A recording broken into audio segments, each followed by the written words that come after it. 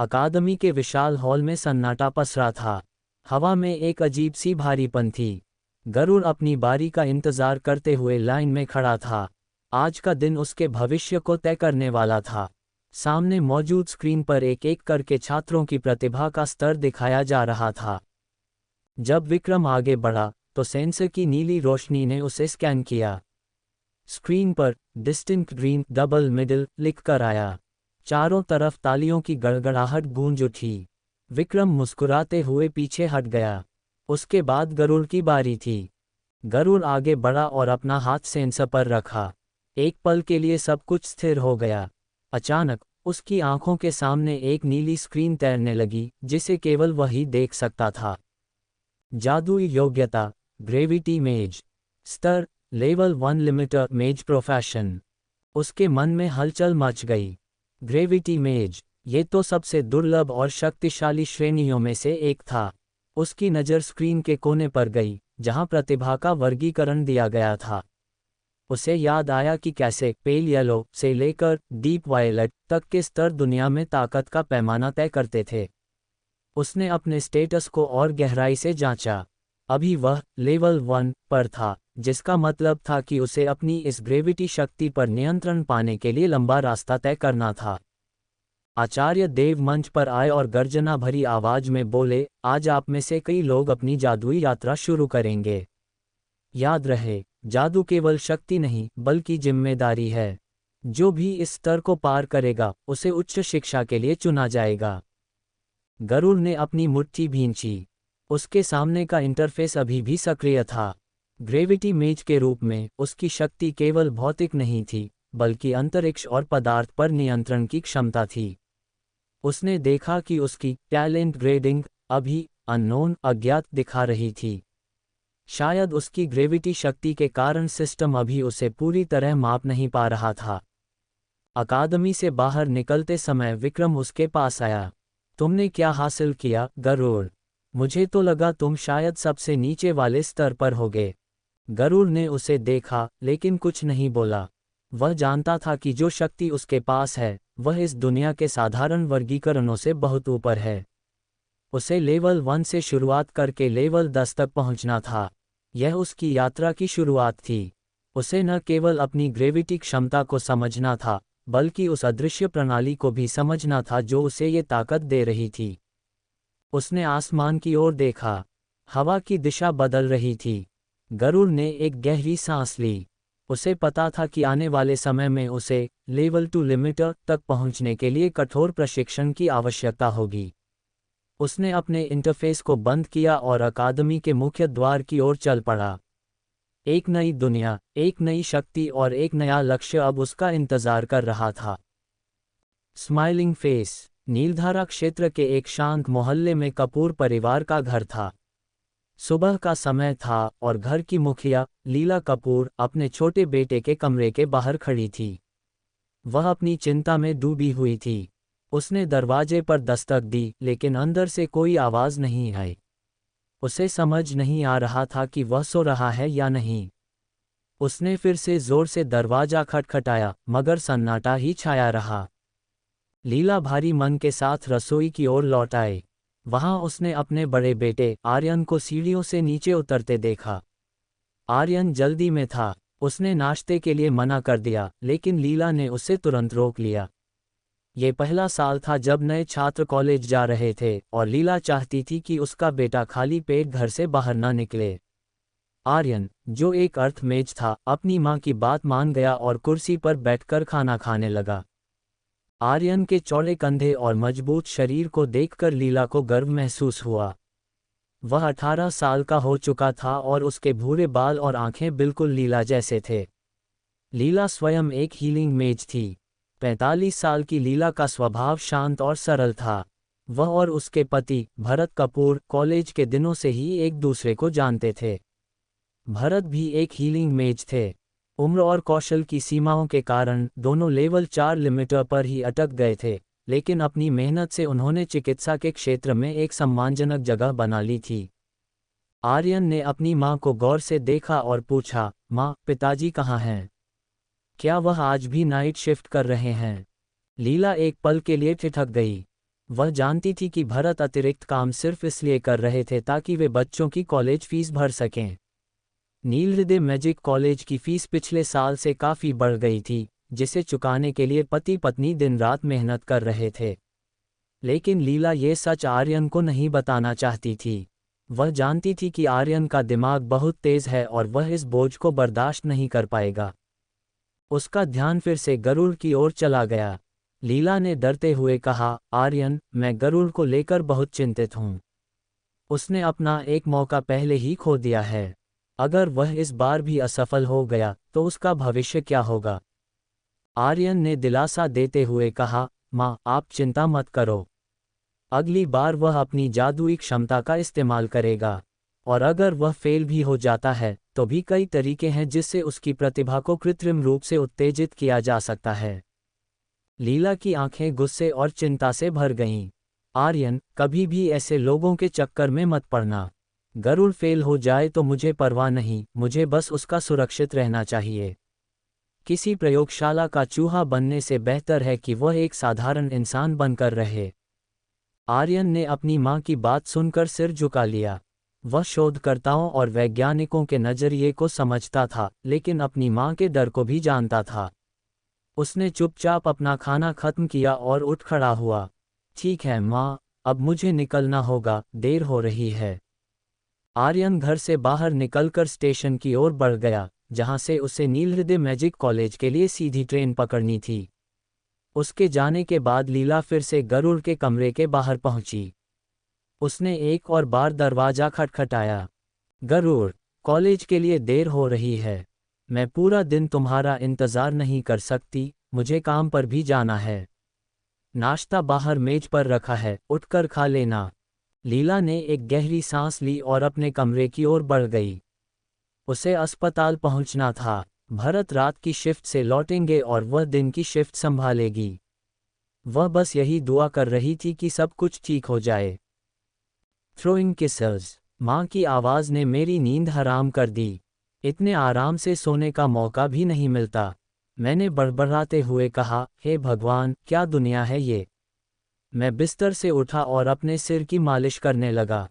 सबसे पहले मैं आईने के सामने खड़ा हुआ। हर दिन खुद को आईने में निहारना मेरी आदत है। आईना गवाह था कि मेरे न्याय नक्श किसी अभिनेता से कम नहीं थे। लेकिन सिर्फ अच्छे लुक से कुछ नहीं होता, खासकर जब आप एक ऐसे परिवार से हों जहां जादू का महत्व है। मेरे पिता के जीन्स मुझे मिले थे, काले बाल और गहरी आंखें। मेरा रंग साफ था और कद 6 फीट के करीब। बस पिता के मुकाबले मैं थोड़ा दुबला था। आईने में खुद को देखते हुए मेरे दिमाग में आज का सबसे महत्वपूर्ण दिन घूम रहा था, जादुई जागृति का दूसरा सत्र। जादू की शक्ति पाने के लिए शरीर में एक आधारभूत ताकत होनी चाहिए, ताकि जागृति मंच का दबाव सहा जा सके। 15 साल की उम्र में पहली कोशिश में मैं नाकाम रहा था। ज़्यादातर लोग अपनी पहली जागृति में ही अपनी जादुई प्रतिभा पहचान लेते हैं, लेकिन मुझे दूसरा मौका मिला था। इस बार मैंने अपनी शारीरिक फिटनेस पर पूरा ध्यान दिया था और जरूरी मानकों को पूरा कर लिया था। खुद को थोड़ा प्रोत्साहित करने के बाद मैं नहाने चला गया। कुछ ही देर बाद, जब मैं कपड़े बदलने ही वाला था, तभी मेरे कमरे में अलार्म गूंज उठा। घड़ी में सुबह के 9 बज रहे थे। मैंने अलार्म बंद किया और खुद को तैयार करने लगा। आज किसी भी ड्रेस कोड की पाबंदी नहीं थी। हर कोई अपनी पसंद के कपड़े पहन सकता था। मैंने एक ग्रे स्वेटशर्ट और काली जीन्स पहनी। ये लुक मुझे आत्मविश्वास से भर देता था। मैंने अपने बाल संवारे। बालों में जेल या परफ्यूम लगाने का मन हुआ, लेकिन फिर रुक गया। आज का दिन मेरी तकदीर बदलने वाला था, इसलिए इन दिखावटी चीज़ों का कोई मोल नहीं था। मैंने अपने बैग में कुछ किताबें डालीं। वैसे तो जागृति के दिन कक्षाएं नहीं होती थीं, लेकिन फिर भी कुछ जरूरी सामान रखना अच्छा रहता था। जैसे जैसे समय बीत रहा था, मेरे पेट में मरोड़ उठने लगी। डर और बेचैनी मुझे घेर रही थी। मैं खुद को बार बार शांत कर रहा था कि मैं मजबूत हूं और डरूंगा नहीं। आखिर मेरी रगों में भी जादुई खून दौड़ रहा था। अपनी घड़ी पहनी और कमरे से बाहर निकला। डाइनिंग टेबल के पास पहुंचते ही मुझे नाश्ते की खुशबू आई। पेट में चूहे दौड़ रहे थे, लेकिन घड़ी देखी तो पता चला कि देर हो रही है। मैंने जल्दी से टेबल से खाना उठाया और चुपके से फ्रिज में रख दिया ताकि माँ को पता न चले। बाद में आकर खा लूँगा। अगर माँ को पता चला कि मैंने खाना नहीं खाया तो वे मुझे डांटेंगी। मैंने अपने कमरे का दरवाज़ा लॉक किया और घर से निकल पड़ा। हम नीलधारा प्रांत की राजधानी में रहते थे, जहाँ हर तरह की सुविधाएं उपलब्ध थीं। मैंने अपनी कलाई घड़ी पर छात्र आईडी लॉग इन करके अपना शेड्यूल चेक किया। छात्र का नाम गरुड़ कपूर, क्लास B-6। दूसरी जागृति का समय दोपहर 3 बजे। मैं हैरान रह गया, दोपहर 3 बजे, इतनी देर तक इंतज़ार करना। मेरा पेट पहले ही घबराहट से खराब हो रहा था। इस देरी ने मेरा मूड खराब कर दिया, लेकिन स्कूल तो जाना ही था। मैं तेज़ी से अपने स्कूल नक्षत्र द्वार हाई स्कूल की तरफ बढ़ चला। दूर से स्कूल का गेट दिख रहा था। स्कूल के नाम में छोटा भले ही था, लेकिन मेरे ग्रेड में ही 800 से ज़्यादा छात्र थे। मेरी क्लास B-6 में कुल 30 छात्र थे। कक्षाओं का बंटवारा मेरिट के आधार पर होता था, A1 से लेकर A6 तक और फिर D1 से लेकर D6 तक। डी सेक्शन में ज़्यादातर वे छात्र थे जिनके माता पिता गैर जादुई थे या जिनकी प्रतिभा का स्तर बहुत कम था। तभी मुझे याद आया कि कैसे डी सेक्शन की एक छात्रा ने अपनी फायर मेज प्रतिभा जागृत की थी और उसे तुरंत एक क्लास में भेज दिया गया था। यही डर मेरे मन में था। अगर मैं अपनी जादुई शक्ति को जागृत नहीं कर पाया तो हो सकता है मुझे भी डी सेक्शन में डाल दिया जाए। इसी उधेड़बुन के साथ मैंने स्कूल के गेट के अंदर कदम रखा। स्माइलिंग फेस, मैं स्कूल के मैदान में दाखिल हुआ और अपनी कक्षा की ओर बढ़ गया। रास्ते में मुझे कुछ जाने पहचाने चेहरे दिखे जो मेरी ही उम्र के थे, लेकिन वे कक्षा 1 के छात्र थे।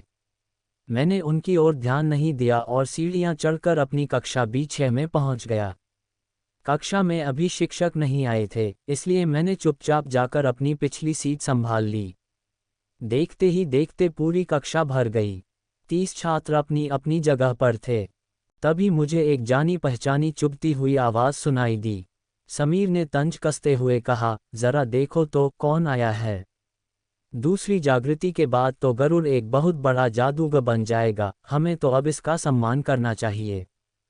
समीर की इस टिप्पणी ने पूरी कक्षा का ध्यान मेरी ओर खींच लिया। कुछ छात्रों की नज़रों में मजाक था तो कुछ में सहानुभूति या उदासीनता। मेरे लिए ये रोज़ का नाटक था।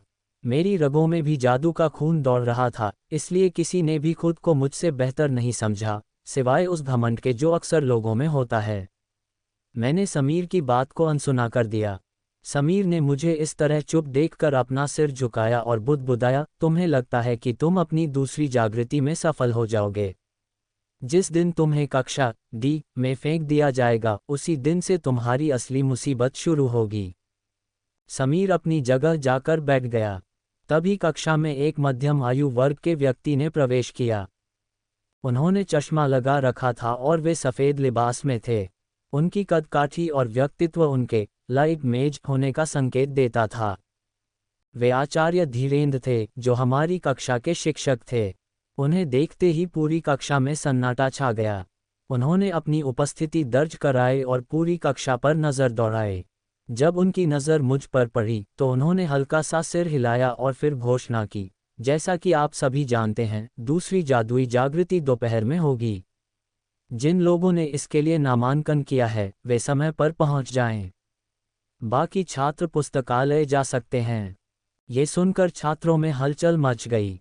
कोई उत्साहित था तो कोई डरा हुआ। मेरा पेट अभी भी भूख से मरोड़ खा रहा था। मैंने सोचा कि काश मैंने माँ से खाना खाने के बारे में बात कर ली होती, लेकिन अब पछताने का फ़ायदा नहीं था। मेरा पूरा ध्यान केवल जागृति पर था। आचार्य धीरेन्द्र ने मानव शरीर और जादुई शरीर के अंतर को समझाना शुरू किया। उन्होंने कहा, एक जादूगर के लिए सिर्फ उसका पेशा मायने नहीं रखता, उसकी प्रतिभा मायने रखती है। हम तभी अगले स्तर पर जा सकते हैं जब हमारी प्रतिभा अच्छी हो। जब आप अपनी जादुई प्रतिभा को जागृत करते हैं तो आपके दिल में एक काल्पनिक केंद्र बनता है। अग्नि जादूगर का अग्नि केंद्र होता है, तलवार वाले का तलवार केंद्र। हर उत्थान के साथ आपका ये केंद्र और आपकी शक्ति बढ़ती जाती है। उनकी बातों ने कक्षा के माहौल को बदल दिया। जादू के कई रूप थे, तत्वों पर आधारित, चरम, निषिद्ध और यांत्रिक। यांत्रिक जादूगर सबसे निचले स्तर के माने जाते थे क्योंकि उनमें प्रतिभा बहुत मायने रखती थी। मैंने उन नकारात्मक विचारों को दूर किया और ध्यान केंद्रित करने की कोशिश की। ब्रेक के दौरान मैं ताजी हवा के लिए बाहर निकला। समीर मुझे पीछे से देख रहा था। जैसे ही मैं सीढ़ियों की ओर बढ़ा, समीर ने चिल्लाकर कहा, गरुड़, प्रोफेसर माथुर ने तुम्हें अपने केबिन में बुलाया है। मैं रुक गया और पीछे मुड़कर देखा। मैंने ठंडे लहजे में कहा, आज तो उनसे मेरी मुलाकात नहीं हुई। अपना काम मुझ पर मत थोपो। समीर का चेहरा बदल गया क्योंकि उसे पता चल गया था कि उसकी चाल नाकाम हो गई है। उसने तुरंत अपनी बात बदलते हुए कहा, तुम्हारी मर्जी, मुझे क्या, मैं तो बस बता रहा था। वह बिना मेरी ओर देखे आगे बढ़ गया। मुझे उस पर गुस्सा आया, लेकिन मैं जानता था कि अभी मेरा समय नहीं है। मैं शांत रहा।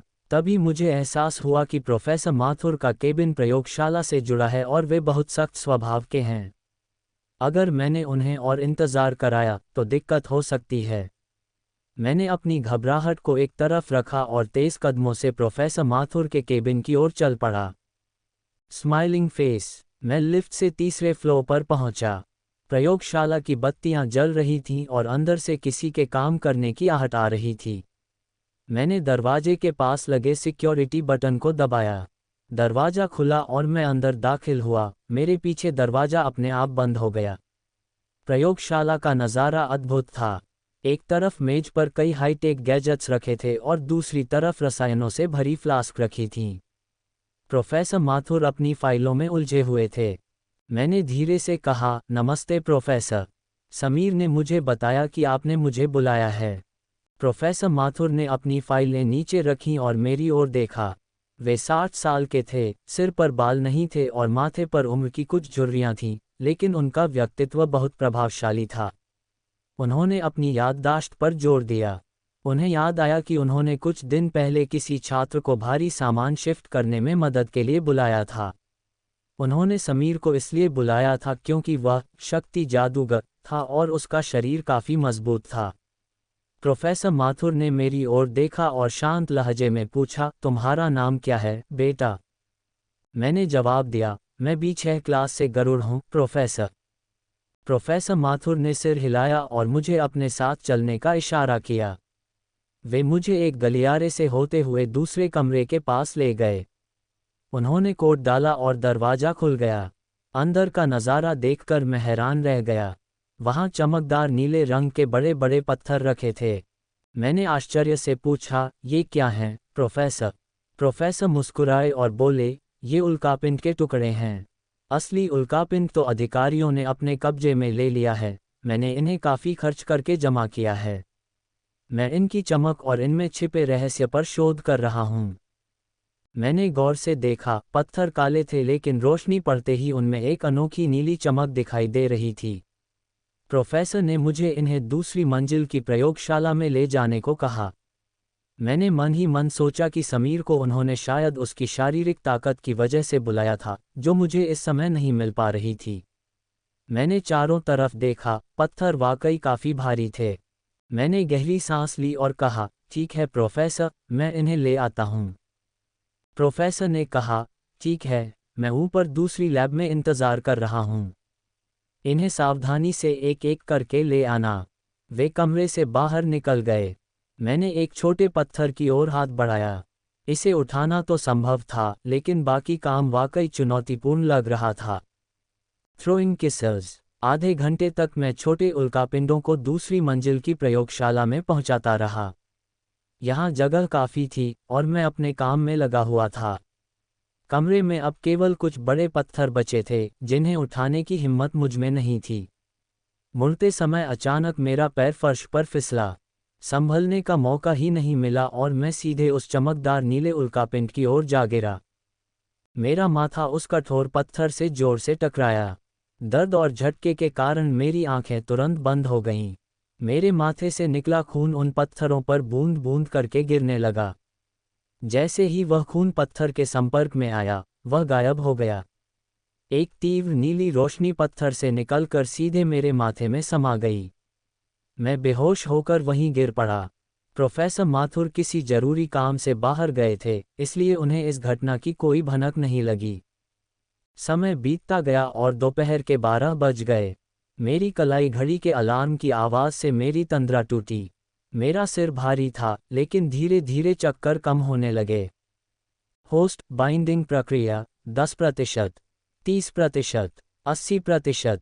मेरे दिमाग में अजीब सी आवाज़ें गूंज रही थीं। मैं लड़खड़ाते हुए उठा और माथे पर हाथ रखा। मुझे याद था कि मैं गिरा था, लेकिन अब चोट का दर्द गायब सा था। मुझे समारोह के लिए देर हो रही थी, इसलिए मैंने उस घटना को फिलहाल एक तरफ रखा और तेजी से उस मंदिर की ओर भागा, जो कैंपस के बीचों बीच स्थित था। जागृति समारोह यहीं होना था। रास्ते में मुझे कुछ सहपाठी मिले जो उसी दिशा में जा रहे थे। एक छात्र ने मुझे टोकते हुए कहा कि जल्दी चलो, वरना देर हो जाएगी। मैंने हाँ में सिर हिलाया और चलने लगा, लेकिन मेरा पूरा ध्यान मेरे दिमाग में चल रहे उन संदेशों पर था। होस्ट बाइंडिंग प्रक्रिया 90%, 100%। होस्ट पहचान सफल, बाइंडिंग पूर्ण। लेवल अप सिस्टम सक्रिय। मैं रुक गया। यह आवाज़ न तो पुरुष की थी, न स्त्री की, और यह मेरे कान के बाहर से नहीं, बल्कि सीधे मेरे दिमाग के अंदर से आ रही थी। घबराहट और रोमांच से मेरे माथे पर पसीने की बूंदें चमकने लगीं। मैंने इधर उधर देखा, लेकिन कोई भी मेरी तरफ ध्यान नहीं दे रहा था। मैंने हिम्मत जुटाई और मन ही मन पूछा कि यह क्या है। लेवल अप सिस्टम एक विशिष्ट प्रणाली जिसे कमजोर अस्तित्व को शक्तिशाली बनाने के लिए बनाया गया है। कार्य 1, प्रतिभा को लेवल अप करना। 2, सीमाओं को लेवल अप करना। 3, मंत्रों के लिए आरक्षित स्लॉट। मेरे सामने हवा में एक डिजिटल स्क्रीन जैसी आकृति उभर आई। ये किसी हाई-टेक उपकरण से कहीं अधिक जटिल लग रहा था। मेरा दिल तेजी से धड़कने लगा। क्या वाकई मेरी प्रतिभा को बढ़ाया जा सकता था? मैं हमेशा से अपनी किस्मत और अपनी साधारण क्षमता को लेकर डरा रहता था, लेकिन अब मेरे पास एक रास्ता था। चाहे मेरी जादुई श्रेणी कितनी भी बेकार क्यों न हो, अब मैं उसे इस सिस्टम के जरिए शिखर पर ले जा सकता था। मेरा डर गायब हो गया और उसकी जगह एक दृढ़ संकल्प ने ले ली। Throwing kisses. मेरे विचार धीरे धीरे स्पष्ट होने लगे थे। मैंने प्रणाली के पहले 2 कार्यों को समझ लिया था और तीसरे के बारे में मैं बाद में जानकारी ले लूंगा। अभी मेरा पूरा ध्यान जागृति समारोह पर होना चाहिए था।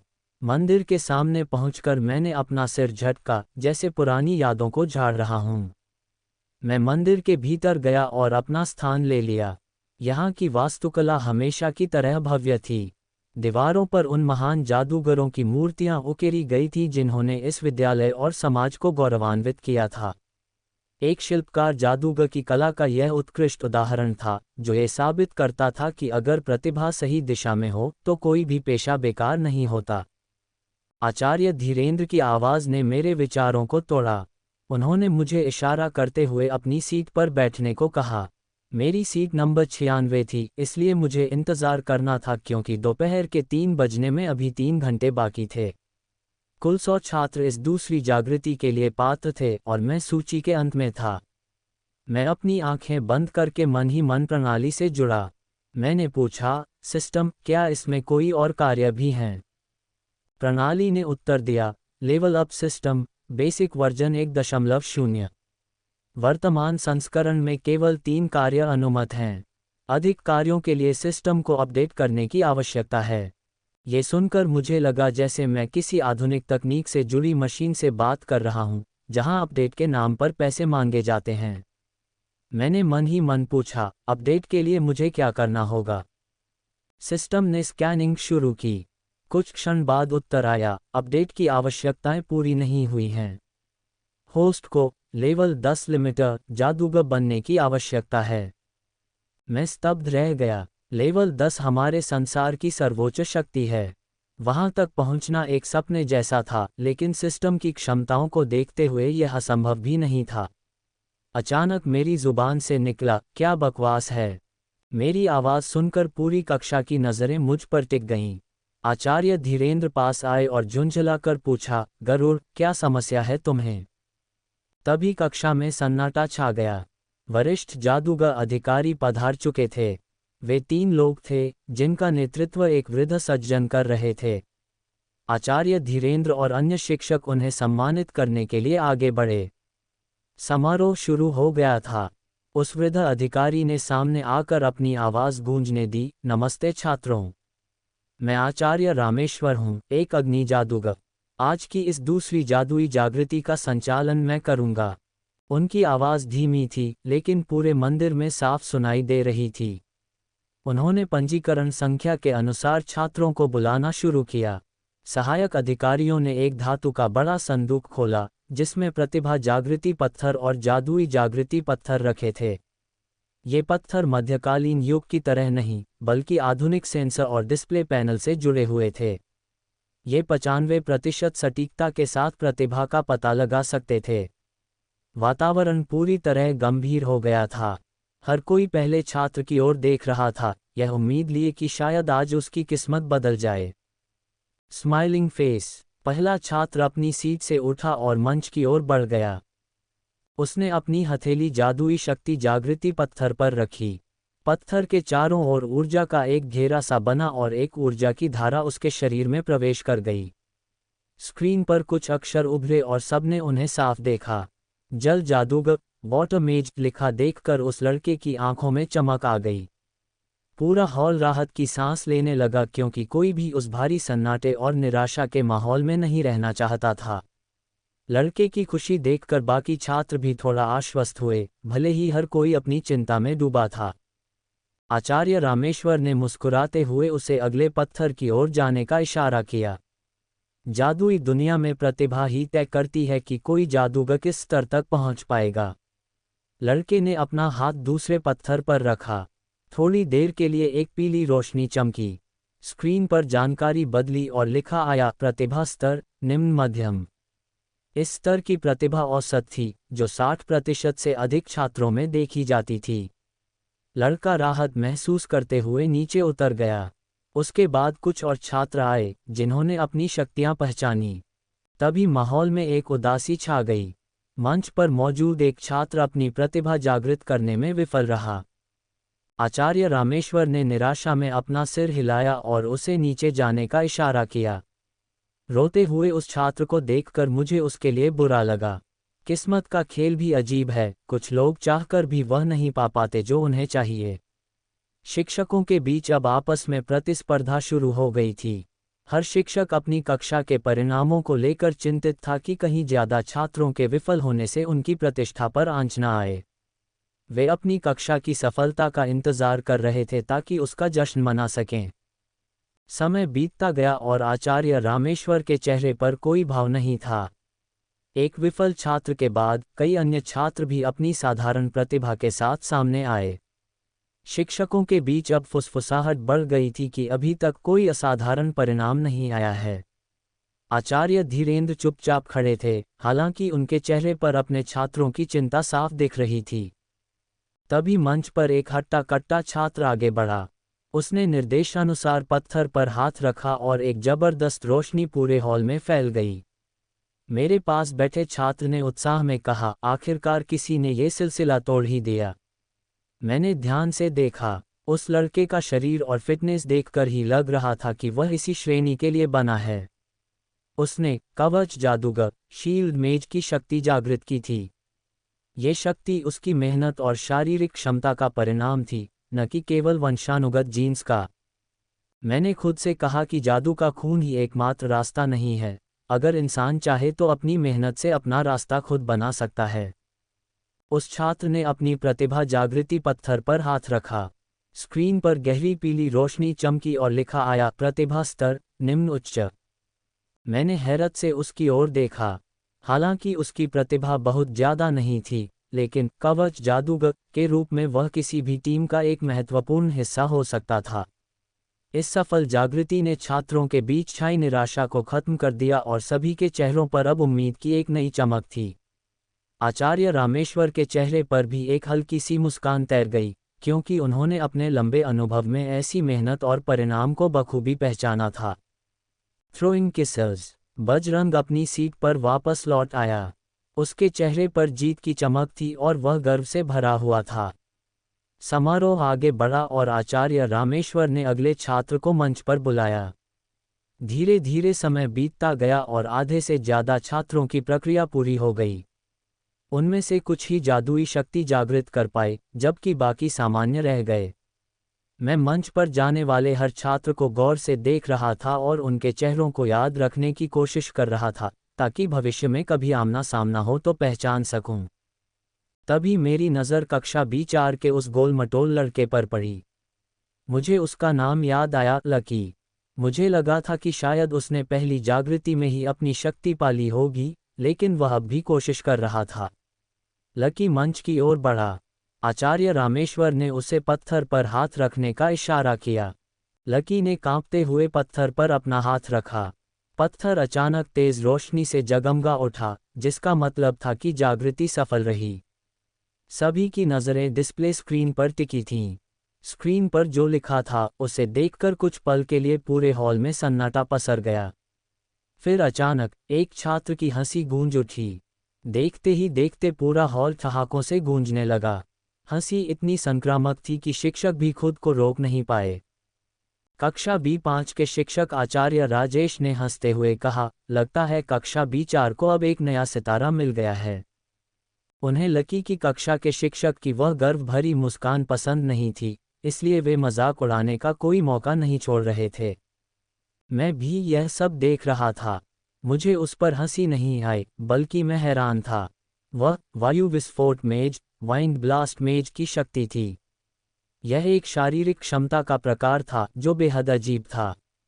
मैंने सोचा कि साधारण रहना फिर भी बेहतर है, बजाय इसके कि ऐसी अजीब शक्ति मिले।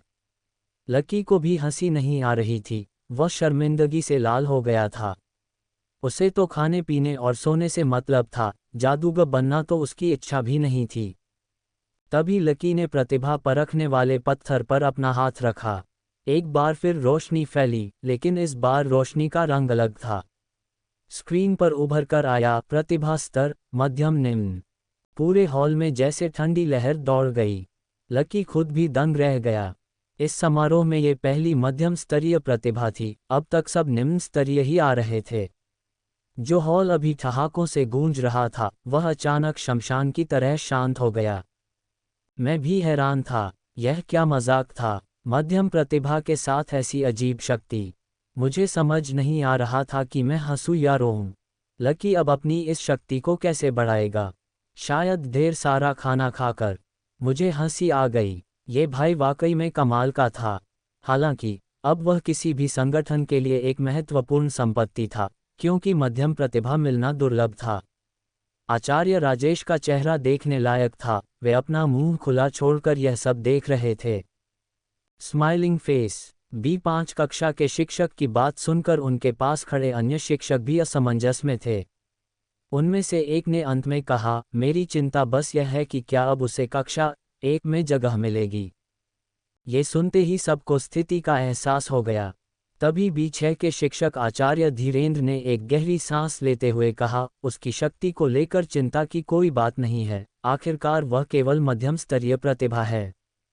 आचार्य धीरेन्द्र का स्पष्टीकरण सुनकर कुछ महिला शिक्षक शर्मिंदा हुईं, जबकि कुछ पुरुष शिक्षक मन ही मन खुश थे कि उनकी कक्षा के छात्रों को अब इस अजीब स्थिति का सामना नहीं करना पड़ेगा। दूसरी ओर, लकी की उस अजीब शक्ति का प्रदर्शन देखने के बाद मेरे मन में एक डर बैठ गया था। अगर लकी के साथ जो हुआ वही मेरे साथ हो गया तो? मैंने अपने मन में ही खुद को सांत्वना दी कि ऐसा नहीं होगा। मैंने प्रणाली से पूछा कि क्या मैं अपनी जादुई शक्ति चुन सकता हूं, लेकिन प्रणाली ने स्पष्ट कर दिया कि वह केवल प्रतिभा और शक्ति के स्तर को बढ़ा सकती है, शक्ति का चयन नहीं। मैं थोड़ा निराश हुआ, लेकिन यह एहसास भी हुआ कि यह प्रणाली किसी वरदान से कम नहीं थी। मेरे मन में एक और डर था कि कहीं मैं सामान्य, बिना जादुई शक्ति वाला न रह जाऊं। प्रणाली ने मुझे आश्वासन दिया कि इसकी संभावना 1% से भी कम है। समय बीतता गया और छात्र एक एक करके मंच पर आते रहे। लकी के बाद किसी ने भी मध्यम स्तरीय प्रतिभा नहीं दिखाई थी। फिर मेरा नाम पुकारा गया। मेरे बगल वाले छात्र की जागृति विफल हो चुकी थी और वह मायूसी के साथ अपनी सीट पर लौट आया था। मैं उठा और मंच की ओर बढ़ गया। सभी की निगाहें मुझ पर थीं। आचार्य धीरेंद्र की नज़रें भी मुझ पर टिकी थीं। वे जानते थे कि मेरे माता पिता और बड़े भाई जादूगर हैं, इसलिए पहली जागृति में मेरा विफल होना उनके लिए भी एक पहेली थी। वे उम्मीद लगाए बैठे थे कि इस बार मैं अपनी शक्ति जरूर जगाऊंगा। मैं जादुई पत्थर के सामने खड़ा हो गया। आचार्य रामेश्वर मेरी ओर देख रहे थे। मैंने पत्थर पर अपनी हथेलियां रखीं। मेरा दिल तेजी से धड़क रहा था। मैं बस एक ही प्रार्थना कर रहा था कि मुझे लकी जैसी अजीब शक्ति न मिले। तभी मुझे अपनी नसों में एक गर्म लहर दौड़ती हुई महसूस हुई, जो अगले ही पल गायब हो गई। ये पत्थर की ऊर्जा थी। मुझे एक पल के लिए घबराहट हुई, लेकिन फिर राहत की सांस ली। मैं सफल हो गया था। अगली स्क्रीन पर जो लिखा था, उसे देखकर मेरी आंखें फटी की फटी रह गईं। गुरुत्वाकर्षण जादूगर ग्रेविटी मेज। स्क्रीन पर उपनिषद सब टैब शक्ति देखकर मैं अवाक रह गया। मेरे चेहरे पर एक बड़ी मुस्कान तैर गई। अब मुझे किसी बात का डर नहीं था। होस्ट ने गुरुत्वाकर्षण शक्ति जागृत की। सिंक्रोनाइजेशन 1%, 2%, 21%। हॉल में शोर मच गया। हे भगवान, इसने उपनिषद शक्ति जगाई है। छात्रों के मुंह खुले के खुले रह गए। गुरुत्वाकर्षण जैसी शक्ति के बारे में उन्होंने केवल किताबों में पढ़ा था, कभी किसी को इसे इस्तेमाल करते नहीं देखा था।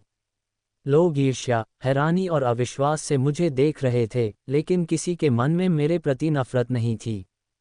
आचार्य धीरेंद्र स्तब्ध थे। उन्होंने सोचा था कि मैं शायद कोई साधारण शक्ति जगाऊंगा, लेकिन ये तो उपनिषद श्रेणी थी। वे राहत की सांस लेते हुए बुदबुदाए, इसे सीधे कक्षा 1 में स्थानांतरित किया जा सकता है। शिक्षकों को पता था कि उपनिषद शक्तियां कितनी दुर्लभ और शक्तिशाली होती हैं। उनका एक छोटा सा मंत्र भी अन्य शक्तियों के उच्च स्तरीय मंत्रों के बराबर होता है। आचार्य रामेश्वर और उनके सहायक भी मुझे हैरानी और उम्मीद भरी नज़रों से देख रहे थे। उन्होंने तय कर लिया था कि वे मेरे बारे में पूरी जानकारी उच्च अधिकारियों तक पहुंचाएंगे। लकी, जो अभी अभी अपनी अजीब शक्ति के लिए हंसी का पात्र बना था, अपनी जगह से उठकर मुझे स्टार जैसी नज़रों से देख रहा था। वह तो मेरी गुरुत्वाकर्षण शक्ति का प्रदर्शन देखने के लिए बेताब था।